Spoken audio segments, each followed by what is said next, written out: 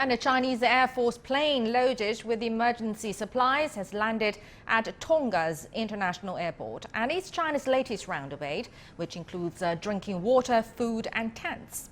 Our reporter Meng Qingsheng accompanied the plane from Guangzhou to Tonga. The transport aircraft of China's Air Force, carrying 33 tons of disaster relief materials, have just arrived at Tonga's Fuamoto International Airport. It's the first batch of supplies sent directly from China.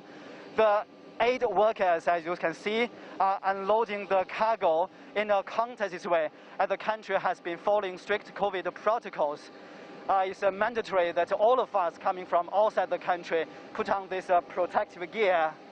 There is a handover ceremony being held in the distance earlier, where Tongan officials, including its Prime Minister and delegates from Chinese embassy here, are welcoming emergency supplies arrival. The latest batch of goods include food, drinking water, personal protective equipment, tents, and walkie-talkies. The aircraft left Guangzhou on Thursday with 3 stopovers along the way to fuel up. Chinese military says it will send naval vessels on January 31st, just 1 day ahead of the Chinese New Year, to deliver another batch of aid. Most of them are bulky items like tractors, generators, and water pumps. Since after the volcanic eruption and tsunami on January 15th, China has provided disaster relief assistance to Tonga through multiple channels. The Red Cross Society of China has provided $100,000 in cash and humanitarian aid.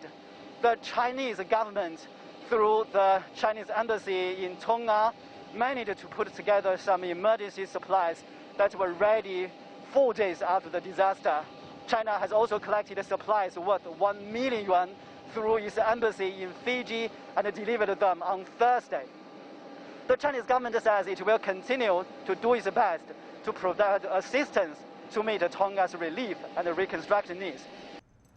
And in an exclusive interview with CGTN, Tonga's Prime Minister Saosi Solovani says supplies received from China have been most welcome in addressing basic needs, and that the country faces the challenges of reconstruction and addressing its people's psychological health. The challenging thing about reconstruction is actually land issue, whether the people still want to stay in the islands or want to relocate back here to Tonga Tapu. And the other issue, I guess, is the mental state of the people. Having gone through that experience, I think it will take time for them to get over the trauma of going through the volcanic eruptions. The supplies sent over from Fiji by the mission, the Chinese mission in Fiji, helped a lot. It caters for our immediate needs like food and water.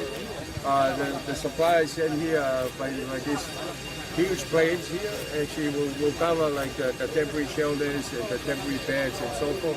So I think what we're getting right now covers our immediate needs. But then we will need to start talking about the recovery phase, where we're looking at the livelihood of the people. We're talking about, possibly getting some fishing vessels, some tractors, so they can start replanting and so they can start fishing again to earn some income.